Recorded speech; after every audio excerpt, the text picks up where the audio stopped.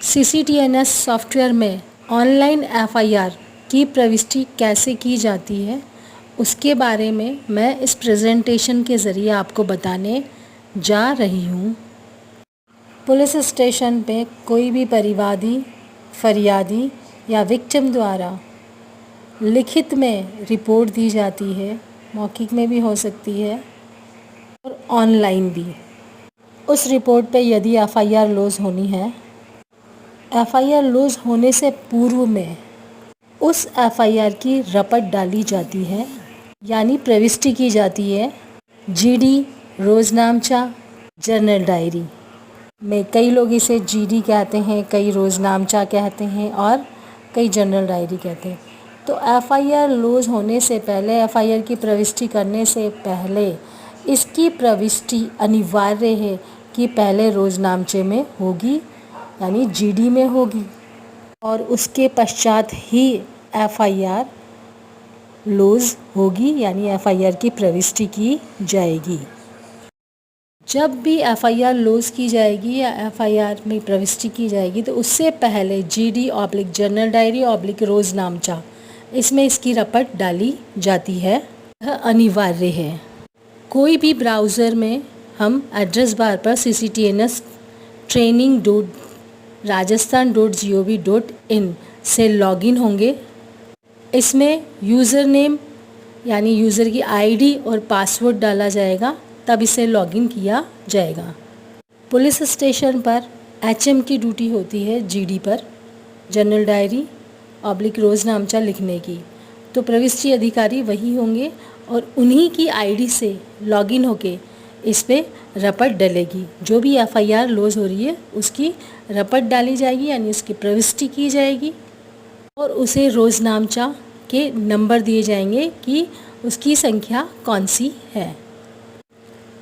GD में password डाला, यानी आईडी डाली और पासवर्ड डाला, कैप्चा कोड डाला और लॉगिन किया। नेक्स्ट,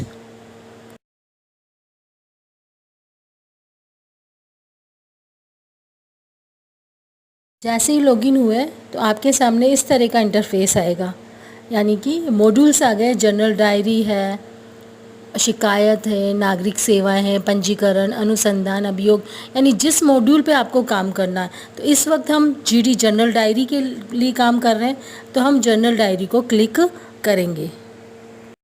जनरल डायरी को जैसे ही क्लिक करते हैं तो उसके दो सब मॉड्यूल्स ओपन होंगे। पहला है जनरल डायरी विवरण जोड़े, सेकंड है जनरल डायरी खोजें और देखें।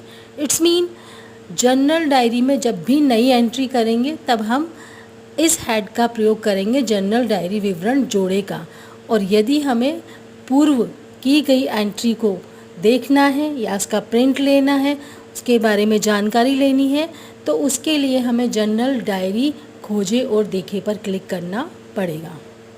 अब हमें नई एंट्री करनी है, एफआईआर लॉज करनी है, तो उसके लिए नई एंट्री होगी, इसलिए हम जनरल डायरी विवरण जोड़े पर क्लिक करेंगे। जैसे ही हमने जनरल डायरी विवरण जोड़े पर क्लिक किया तो आपके सामने इंटरफेस आएगा। फर्स्ट है कि दिनांक, समय, ये बाय डिफ़ॉल्ट सर्वर से ही होगा, हमें कोई इसमें लिखने की ज़रूरत नहीं है। सेकंड है चयन में प्रविष्टि के लिए बारे में बताया गया कि आप इसमें रपट एक डालना चाहते हैं या विभिन्न, जितनी भी डालना चाहते हैं। एफआईआर की है ये, हम एफआईआर संबंधित जीडी काट रहे हैं तो हमें एक ही रपट डालनी है, तो उसके एक पे क्लिक कर देंगे। सेकंड है जनरल डायरी प्रकार। इसमें चयन के अंदर बहुत सारे प्रकार, 6 प्रकार दे रखे हैं।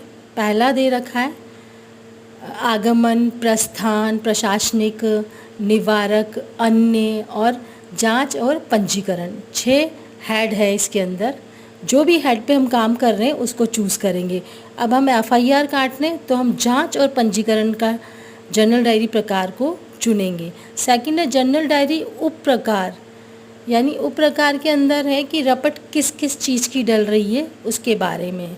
फिर प्रविष्टि अधिकारी के लिए ये वही है, हेड कांस्टेबल जो जिनकी आईडी से हम ये जीडी ऑब्लिक रोज़नामचा लिख रहे हैं, उन अधिकारी का नाम या उस वक्त कोई भी उनका सहायक है उनके नाम पे क्लिक कर देंगे, प्रविष्टि वो कर रहे हैं। सेकंड बॉक्स बना हुआ है साइड में तो इसमें संक्षिप्त जनरल डायरी। अब एफआईआर का पॉइंट लिया हुआ है हमने, तो जो एफआईआर परिवादी द्वारा, फरियादी द्वारा या विक्टिम द्वारा लाई जाती है उसकी सेम टू सेम नकल हम इसमें करेंगे। और नीचे राइट पे नीचे दे रखा है प्रस्तुत करें। जैसे ही हम ये पूरी एंट्री कर लेंगे तो उसके बाद में हम ड्रैग करके नीचे भी इसकी एंट्री होगी, वो पूरी करने के बाद उसे प्रस्तुत करें पर क्लिक करेंगे। एंट्री है क्योंकि हम अभी एफआईआर लॉज कर रहे हैं, तो एफआईआर लॉज करने के लिए हमें जनरल डायरी प्रकार पर ये हेड चुनना पड़ेगा, जांच ऑब्लिक पंजीकरण। और अब जांच ऑब्लिक पंजीकरण है और इसमें डायरी का उप प्रकार क्या है, आपराधिक प्रकरण, उसके बारे में हम रिपोर्ट्स लिख रहे हैं। फिर चयन किया कि जो प्रविष्टि अधिकारी है, मीन वो जीडी का हट रहा है, जो जीडी पे वर्क कर रहा है उस अधिकारी का नाम। सेकंड नीचे है विषय, इसमें समरी लिखना है कि किससे संबंधित है। अब ये मुकदमा है तो कायमी मुकदमा जो भी है वो समरी लिख देंगे। और इसमें संक्षिप्त जो परिवादी, फरियादी या विक्टिम द्वारा लाया गया है, उस जिस पे एफआईआर लॉज हो रही है, वो उसकी यहाँ पर हम नकल कर देंगे। और फिर इसे हम ड्रैग करेंगे नीचे। जैसे ही हम इसे ड्रैग करेंगे तो इसमें लिख रखिए अधिनियम और धारा। अधिनियम, धारा, इसे हम यहाँ पर अधिनियम की जगह चूज़ करेंगे कि कौन सा अधिनियम है। यहाँ पे आईपीसी 8060 है और धारा है 379, यानी कि चोरी से संबंधित। जैसे परिवादी, फरियादी या विक्टिम पुलिस स्टेशन पर तहरीर लेके आता है या एप्लीकेशन लेके आता है या शिकायत लेके आता है, यदि वो उस पर मुकदमा कायम होना है तो उस पर डीओ ऑफिसर यानी ड्यूटी ऑफिसर आपस में किसी भी अधिकारी से डिस्कस कर सकते हैं और उस पर एक इंडोर्समेंट डालेंगे। उसी की एप्लीकेशन के नीचे इंडोर्समेंट लिखेंगे कि कार्यवाही पुलिस, यानी पुलिस ने क्या कार्यवाही की, कार्यवाही पुलिस करके नीचे अंडरलाइन रखेंगे। उस पुलिस स्टेशन का नाम होगा, समय होगा और दिनांक होगा। और उस पर ये लिखेंगे कि उक्त तहरीरी रिपोर्ट श्री जो लेके आया फरियादी, उसका नाम, फरियादी के पिता का नाम, उनकी जाति, उम्र, निवासी, सारी चीज़ें लिखेंगे। और उपस्थित थाना होकर पेश की, यानी उसने उसी रिपोर्ट उपस्थित थाना होकर के पेश की। मजमून रिपोर्ट से मामला जुर्म, धारा, अब ये चोरी की है तो 379 आईपीसी जो भी सेक्शन में वो रिपोर्ट दर्ज की जाएगी उसका उस सेक्शन को लिख दिया जाएगा। का वकू में आना पाया जाता है, उर्दू लैंग्वेज ज़्यादा चलती है कई बार।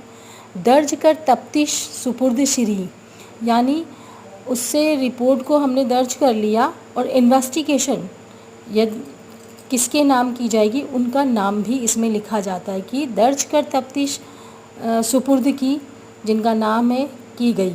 और सीसीटीएनएस कंप्यूटर में प्रविष्टि करने पर दर्ज एफआईआर का क्रमांक पृथक से अंकित किया जाएगा। अभी हमने सीसीटीएनएस में एफआईआर लॉज नहीं की है, ये सिर्फ जनरल डायरी ऑब्लिक रोज़ नामचे पे इसकी रपट हो रही है, तो हम एफआईआर की संख्या नहीं दे सकते जब तक कि हम एफआईआर प्रविष्टि नहीं करेंगे और वो जनरेट करके नहीं देगा। तो सिर्फ हम इतना ही लिखेंगे कि सीसीटीएनएस कंप्यूटर में प्रविष्टि करने पर दर्ज एफआईआर क्रमांक पृथक से अंकित किया जाएगा और प्रतियां एफआईआर नियमानुसार जारी की गई तथा एक कॉपी निःशुल्क फरियादी, परिवादी और ऑब्लिक विक्टिम को दी गई, ये लिखा जाएगा। पिछली स्लाइड में हमने प्रस्तुत किया, जैसे ही प्रस्तुत किया तो देखिए ग्रीन लाइट में लिखा हुआ कि रिकॉर्ड सफलतापूर्वक सहेजा गया और जीडी संख्या 001। इट्स मीन कि वो रिपोर्ट हमने जो प्रविष्टि की थी वो बिल्कुल अच्छी तरह से है और उसे सेव कर दिया गया है और कंप्यूटर सीसीटीएनएस सॉफ्टवेयर ने जनरेट कर जीडी को जनरेट कर उसकी रपट संख्या दी 001। यदि इसकी आवश्यकता है इसकी प्रिंट तो हम यहाँ से इसका प्रिंट ले सकते हैं। इट्स मीन ये जीडी कट चुकी है। अब हम इस एफआईआर काट लेंगे। जीडी में प्रविष्टि पूर्ण हो चुकी है। एफआईआर में प्रविष्टि से पूर्व की प्रविष्टि। सीसीटीएनएस सॉफ्टवेयर में एफआईआर ऑनलाइन प्रविष्टि कैसे करेंगे, इसके बारे में नेक्स्ट स्लाइड आपको मैं बताने जा रही हूँ। जनरल डायरी में हमने एचएम की आईडी से एंट्री करी है, लेकिन एफआईआर जब भी प्रविष्टि की जाएगी तो ये आईसी इंचार्ज पुलिस स्टेशन की आईडी से ही की जाएगी, एसएचओ की आईडी से। एसएचओ सर अगर बाहर रवानगी हो गई है तो सेकंड अधिकारी जो भी है, यानी IC incharge police station incharge जो भी है, उसकी आईडी से एफआईआर लॉज की जाएगी। जैसे ही हम लॉगिन होंगे, जनरल डायरी, वही शिकायत, नागरिक सेवाएं। अब इसमें हमें किसकी आवश्यकता है? पिछली बार हमने जनरल डायरी काटी तो हमें जनरल डायरी मॉड्यूल्स की आवश्यकता थी, लेकिन अब हम एफआईआर लॉज कर रहे हैं तो उसके लिए हमें क्या करना पड़ेगा? उसके लिए हमें पंजीकरण, यानी एफआईआर लॉज हो रही है, पंजीकरण किया जा रहा है, तो हम पंजीकरण का मॉड्यूल्स चूज़ करेंगे। एफआईआर के लिए हमें पंजीकरण पे जाना होगा, जनरल डायरी का काम नहीं है, ना ये शिकायत पे आएगा यहाँ पर। यानी हमें पंजीकरण करना है, रजिस्ट्रेशन करना है, किसका? एफआईआर का। तो हम पंजीकरण पे क्लिक करेंगे। जैसे ही हम पंजीकरण पे क्लिक करेंगे तो इसमें लिखा हुआ प्रथम सूचना रिपोर्ट, आईआईएफ फर्स्ट में। इसमें कई प्रपत्र दे रखे हैं, अलग अलग वर्ग के लिए अलग अलग प्रपत्र है इसके अंदर। तो आईआईएफ 1 ये सिर्फ एफआईआर लॉज होगी, आईआईएफ 1 पे होगी, और आईआईएफ 2 पर अपराध विवरण यानी नक्शा मौका, घटना स्थल जहाँ की घटना हुई है उसका नक्शा मौका जो मानचित्र बनाया जाएगा, वो उसके लिए आईआईएफ 2 का फॉर्म्स दे रखा है। आईआईएफ 3 अरेस्ट, यदि जिस पर्सन को हम अरेस्ट करते हैं उसकी फ़र्द हम जो बनाते हैं वो पर्सन के अरेस्ट से संबंधित आईआईएफ 3 फॉर्म्स दे रखा है।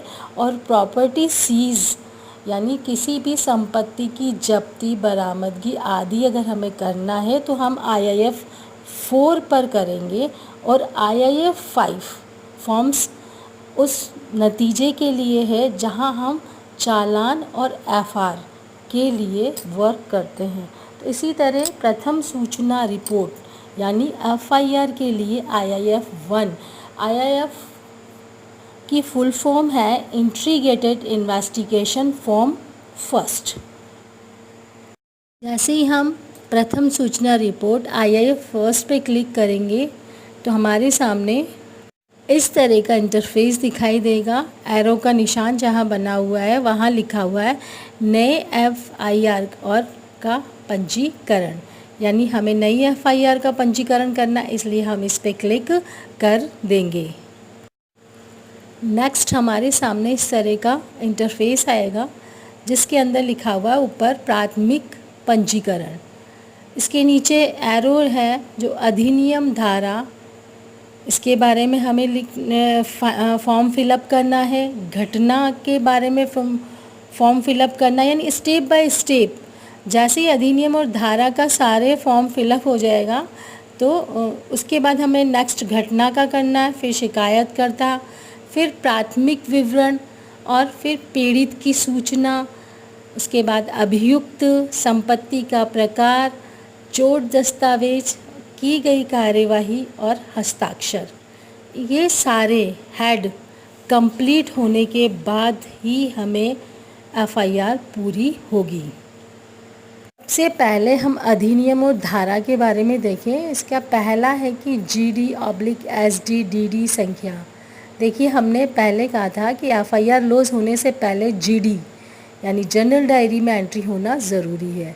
अब अगर नहीं होती तो फिर हम यहाँ क्या एंट्री देंगे, और इसमें एंट्री देना ज़रूरी है। जहाँ स्टार लगा हुआ है वो ब्रैकेट तो फुल ऑफ भरना ही है। तो जैसे ही हमने GD पहले काट चुके तो इस पर हम सर्च पर क्लिक करेंगे। सर्च पर जैसे ही क्लिक करेंगे आपके सामने इस तरह का पेज ओपन होगा जिसमें हम जब भी GD काटेंगे तो वो GD का सबसे ऊपर रपट जो आई थी, हमें दी थी उन्होंने रपट 001 है, तो वो आई हुई है, उस पर चेक बॉक्स पे हम क्लिक करेंगे। और अब डाउन एरो जैसे ही करेंगे नीचे करेंगे प्रस्तुत करें। हमारे सामने जीडी की एंट्री आ जाएगी और शिकायत किसने कही है? स्रोत नागरिक ने ऑब्लिक जन सामान्य, नागरिक और जन सामान्य ही हमारे यहाँ शिकायत की है, उसके बारे में आ जाएगी। और अधिनियम और धारा जोड़े, ये बाय डिफ़ॉल्ट आएगा क्योंकि हमने जब जनरल डायरी काटी थी, रोजनामचा में एंट्री करी थी, तब आईपीसी के सेक्शंस भरे थे। सेम हमें इसमें वो चीज़ भरनी नहीं पड़ेगी। इधर मेजर माइनर हेड में, मेजर हेड क्या था? चोरी थी। माइनर हेड क्या था? उसके बारे में ये मेजर और माइनर हेड इसमें जोड़ देंगे हम। अब नीचे है कि प्रथम सूचना श्रेणी क्या है? जघन्य है, क्योंकि चूँकि ये चोरी की है 379, तो जघन्य तो है नहीं ना। हाँ, जो एसआर केस है या वैसे जघन्य केस है उस पर हम चेक मार्क कर देंगे, क्लिक कर देंगे। फिर है संवेदनशील, जो चीज़ संवेदनशील है तो उसके लिए हम इस पर संवेदनशील करेंगे, लेकिन ये चोरी की है तो संवेदनशील भी नहीं है। फिर है प्राथमिकी कटिबद्ध, मीन इससे संबंधित पहले कोई परिवाद आया है या कोई रिपोर्ट दर्ज हुई है तो उसके लिए हाँ या ना। तो नहीं, चोरी तो मोटरसाइकिल अभी चोरी हुई है तो फर्स्ट बार लिखा रहे हैं उसके लिए, तो वो कोई भी प्राथमिकी कटिबद्ध नहीं, यानी कि इसके बारे में पहले कोई भी पता नहीं है। जैसे परिवाद वगैरह ये चीज़ें पहले आती है, उसके बाद में उसकी जांच होती है और जांच होने के बाद में उसका फाइनली हो जाता है और उसके बाद में फिर दोबारा से कोई ऐसा केस होता है कि नहीं ये जांच ऐसी हुई थी, तो उसके लिए कि हाँ पहले भी इसका परिवाद आ चुका या इसकी गुमशुदगी दर्ज है, इससे संबंधित है, जो भी है उसके लिए हम इस पर क्लिक कर देंगे। लेकिन ये चोरी की है मोटरसाइकिल तो इसके लिए हम नहीं पे क्लिक करेंगे। सेकंड स्टेप लेंगे घटना। अब घटना के लिए कहाँ की है, किस तरफ की है, पुलिस स्टेशन के किस दिनांक की है, किस क्षेत्र की है, कितने किलोमीटर दूर है, ये सारा फॉर्म फिलअप नेक्स्ट में होगा जब हम नया जोड़े पर क्लिक करेंगे। जैसे ही हमने नया जोड़ा क्लिक किया हमारे सामने ये पेज ओपन हुआ है। इसमें घटना के समय क्या है, ज्ञात है या अज्ञात है, उस पर क्लिक करेंगे। और दिनांक और समय कब का है, तक दिनांक समय कब से कब तक, पुलिस स्टेशन कब इसकी सूचना प्राप्त हुई, उस दिनांक के बारे में भर देंगे। पुलिस द्वारा पंजीकरण में देरी, अगर कुछ पुलिस द्वारा देरी है तो उसमें इस बॉक्स में भर देंगे। शिकायतकर्ता द्वारा रिपोर्टिंग में देरी की, हो सकता है ये चोरी की है, उसने 1-2 दिन देखा है इधर उधर, जब तक उसने शिकायत नहीं की तो वो अपने बारे में अपनी तरफ से कमेंट्स देगा। और नीचे है अपराध एक फॉरेस्ट जगह पर है, जहाँ पर जंगल का इलाका है या वैसे वहाँ का अपराध है तो हाँ करेंगे, और नहीं तो वहाँ पे नहीं है, क्योंकि घर से चुराई हुई है तो जंगल का तो मामला नहीं है। उसके बाद में पास में मकान से, सड़क का नाम, कॉलोनी, इलाका, क्षेत्र जो भी है वो हम इसमें पूरा भर देंगे। बाहरी सीमा विवरण के बारे में, राज्य क्या है, जिला, पुलिस स्टेशन कौन सा है इसके बारे में, और संगठित अपराध है या नहीं इसके बारे में भर देंगे। और फिर आ गया घटना के थाना विवरण, यानी पुलिस स्टेशन से किस दिशा की तरफ ये घटना घटित हुई है, कितने किलोमीटर पर हुई है, अक्षांश और देशांतर उस पुलिस स्टेशन के अपने आएंगे, और बीट संख्या कौन सी है, ये सारा फिलअप करके हमें सहेजे करना होगा। जैसे ही हम सहेजे करेंगे हमारे सामने सारी चीज़ें आएंगी, जो जो हमने फिलअप किया है वो सारा यहाँ आ जाएगा। नेक्स्ट था शिकायतकर्ता। अब शिकायतकर्ता के अंदर यूआईडी, जो भी उसकी आईडी है उसका नाम, मध्य नाम, अंतिम नाम जो भी है, उपनाम जिस नाम से उसे पुकारा जाता है, संबंध प्रकार, उसके संबंधी का नाम, संबंधी का उपनाम, उसकी श्रेणी, जाति, इधर लिंग, जिस पर भी स्टार लगा हुआ है वो तो भरना ही है, लिंग, स्त्रीलिंग, पुल्लिंग जो भी है, वैवाहिक स्थिति क्या है, मोबाइल नंबर उसके, लैंडलाइन नंबर, ईमेल आईडी आदि इसमें लिखेंगे, लेकिन इसमें सहेजेंगे नहीं करेंगे।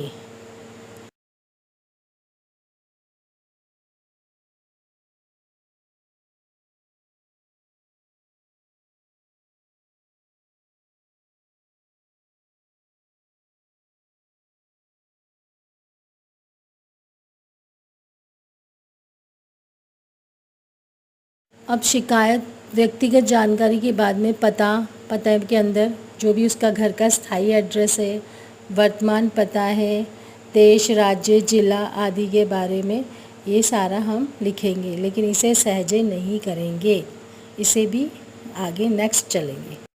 थर्ड पर आ गई अन्य जानकारी। व्यवसाय है, राष्ट्रीयता है, पहचान का प्रकार है, कौन से आई कार्ड कौन सा है, पैन कार्ड है, आधार कार्ड है, जो भी है उसकी आईडी कार्ड्स का नंबर, संख्या जो भी है वो लिखेंगे। और नेक्स्ट फिर आ गया प्राथमिकी विवरण। प्राथमिकी विवरण के अंदर जो एफआईआर लेके आया उसके बारे में सेम टू सेम जो नकल की थी वो, और जो भी कार्यवाही पुलिस लिखी हुई थी उसके बारे में सारी क्लियर यहाँ पर लिख देंगे। और उसके बाद में नीचे है दस्तावेज़ अपलोड करें। दस्तावेज़ कौन से? जो परिवादी, फरियादी या विक्टिम वो लेके आया है, जो ओरिजिनल एफआईआर ओरिजिनल लेके आया अपनी एप्लीकेशन, उसके नीचे इंडोर्समेंट जो लगाया हुआ है वो ओरिजिनल डॉक्यूमेंट्स होगा। और जो भी उसे संबंधित है, मुकदमे से संबंधित जो भी वो डॉक्यूमेंट्स लाया है तो उसको ओरिजिनल को स्कैन करेंगे और यहाँ पर अपलोड कर देंगे। मान लो कि मूल तहरीर ही है तो मूल तहरीर को लेंगे और इस पर अपलोड कर देंगे, ये ऐसी तरह।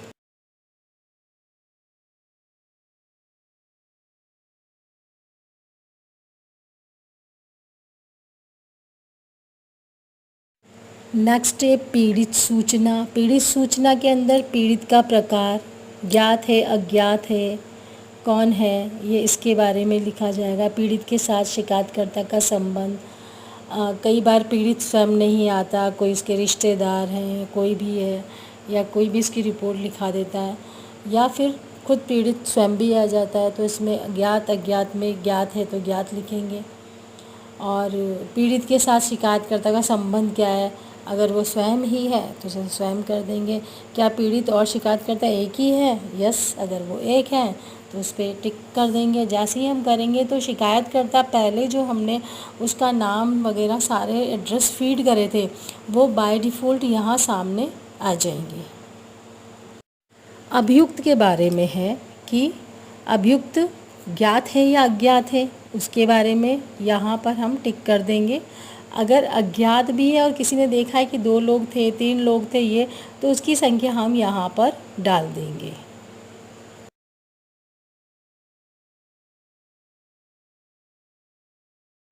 संपत्ति का प्रकार, इसके अंदर है कि संपत्ति की श्रेणी कैसी है, संपत्ति का प्रकार यानी चोरी वगैरह के बारे में है तो संपत्ति की श्रेणी कैसी है, संपत्ति का प्रकार, संपत्ति की प्रकृति, विवरण, मूल्य, रुपए आदि के बारे में, तो ये हमें लिखना है। तो इसके लिए नया जोड़े पर हम क्लिक करेंगे।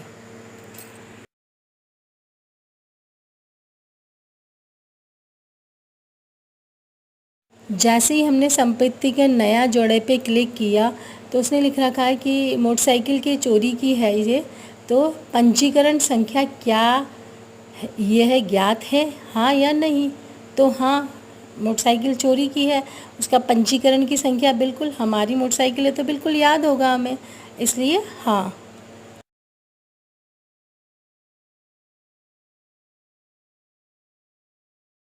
नेक्स्ट करेंगे, हाँ कर दी तो वो कहेगा वाहन का पंजीकरण संख्या बताएं।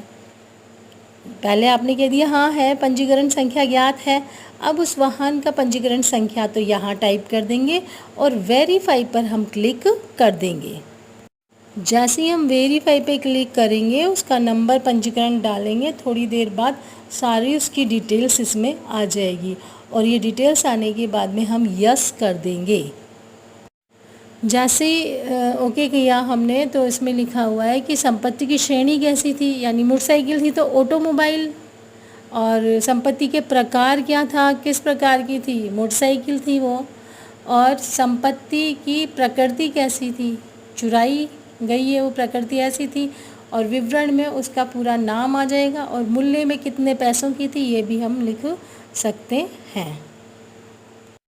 चोट दस्तावेज़, अब कितनों चोट लगी उसके बारे में कि व्यक्तियों की संख्या कितने व्यक्ति थे, मृतक कितने हैं, घायल कितने हैं, साधारण रूप से घायल व्यक्ति की संख्या कितनी है, चोट का विवरण क्या रहा है, गंभीर रूप से घायल व्यक्तियों की संख्या क्या है और चोट के कारण के साधन क्या है, इसके बारे में है। वीडियो फुटेज उपलब्ध है या नहीं, लिया या नहीं, इसके बारे में चोट का है। तो मोटरसाइकिल चोरी, इसमें तो चोट का है ही नहीं।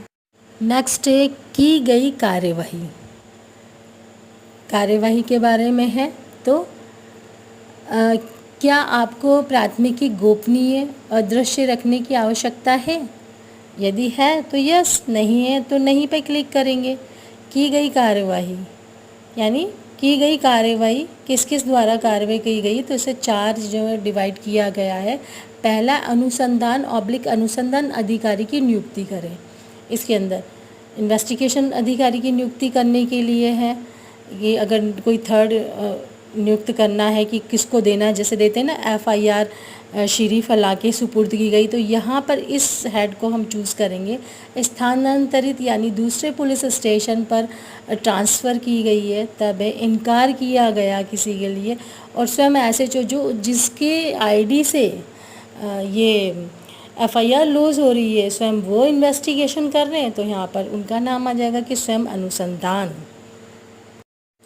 FIR लॉज होने से पहले, FIR जनरेट होने से पहले, नंबर जनरेट होने से पहले इसे पूर्वालोकन करेंगे, यानी कि कहीं हमें स्टार्टिंग टू जहाँ तक हमने काम किया है कहीं गलती तो नहीं रह गई, तो उसको सुधारने के लिए हम दोबारा इसकी हार्ड कॉपी निकाल के ऑफिसर्स को चेक कराएंगे और उसमें कुछ त्रुटि रह गई तो उसे सही करेंगे। वरना अगर हम उस त्रुटि को सही नहीं करेंगे और इसे सहेजेंगे या प्रस्तुत कर देंगे तो फिर इसकी कमी को हम पूर्ण नहीं कर सकते। कि हार्ड कॉपी पूर्वालोकन के लिए इस तरह से निकालेंगे हम और इसे चेक करा देंगे ऑफिसर को। हस्ताक्षर पर ये OTP मांगेगा, जो भी अधिकारी है उसकी आधार कार्ड के हिसाब से। इस तरह से आधार कार्ड्स नंबर देने पड़ेंगे।